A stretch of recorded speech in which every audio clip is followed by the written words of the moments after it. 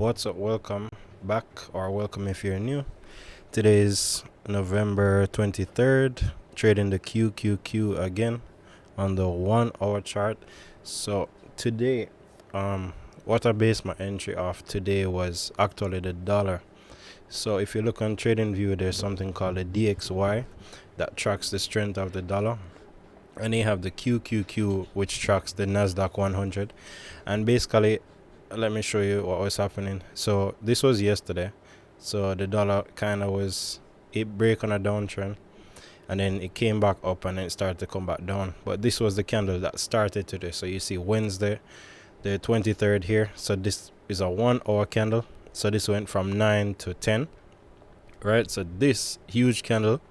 So typically anytime the dollar goes down, that's bullish for equities. So basically, if the value of your dollar goes down, equities get more expensive, which means that the price of equities goes up. So if the dollar goes down, that's bullish for the market. If the dollar goes up, that is bearish for the market, right?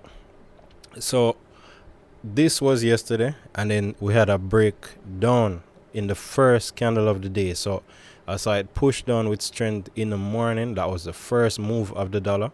And then I decided to take the trade on the QQQ to the upside based on that.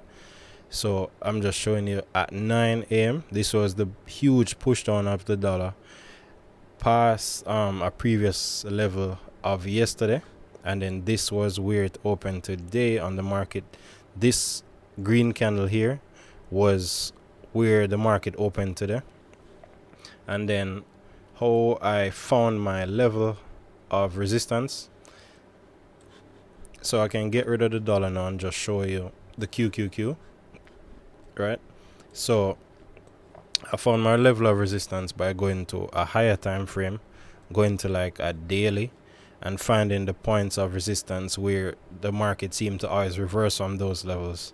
So you have here, you have this is kind of one here, you have it's kind of messing with this area here. You have a huge wick coming through it, so that kind of validates it.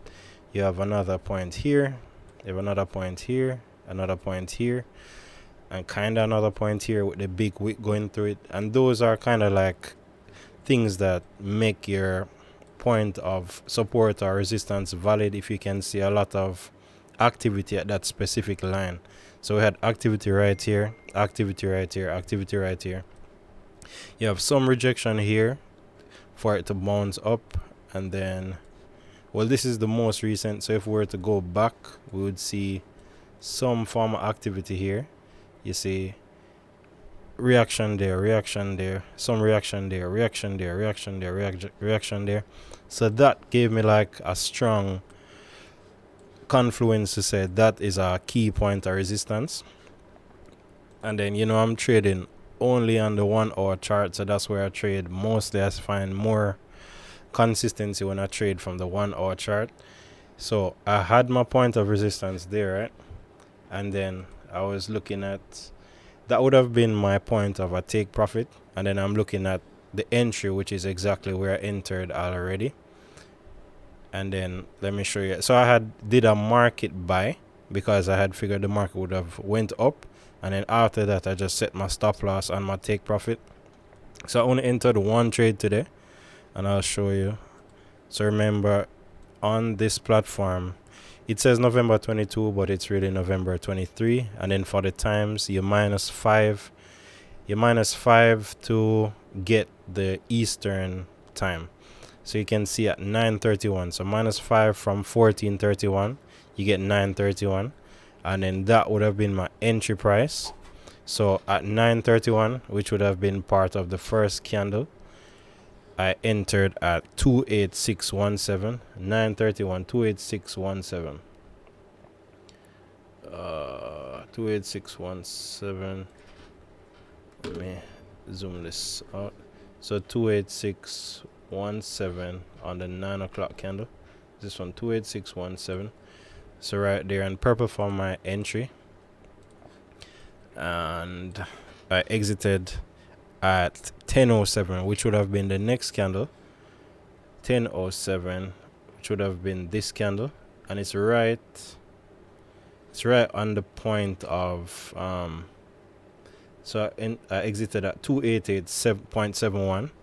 So it's right at the point of resistance, or point one under there. So my point, yeah, would have been right there, would have been my exit on that candle. So basically, because of the dollar signaling to me that the market would have been bullish, I just took the trade to a key point of resistance and exited immediately as soon as it hit that point. It had reversed and continued to play out a little bit more, but to me, this could have been greedy. It actually came back down to my stop loss. And let me show you, if you use this to enter a long position, exactly where I entered the trade, and then you do a 2-to-1. So that would have been my take profit. And then I try to get this ratio to 2. Get this ratio to exactly 2.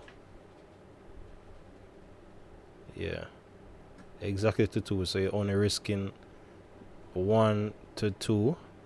That's your risk to reward. Okay, 2, exactly 2. Come on. Alright, thereabouts. So here's where I had my stop loss. I could have only lost about $36, and then the max profit was $120. So that's basically the entry. That's where I entered on the market based on the dollar going down. This was my stop loss, and then the market rallied up. It started to come back down. If I hadn't exited there and I had moved up my stop loss, I probably would have gotten kicked out of the trade, which would have sucked, because I would have taken like probably a $20 profit there, which, I mean, if you stick to your setup and it actually played out how you want it, that's exactly what's the aim, like sticking to your system, sticking to the plan. So when it hit here, it hit the take profit, and I'm trading 50 shares at a time. So I had a profit of $125 at, that's about 30 minutes. So at about 10:07, that's when I didn't place any more trades of the day. I just left it at that and then just went to do something else.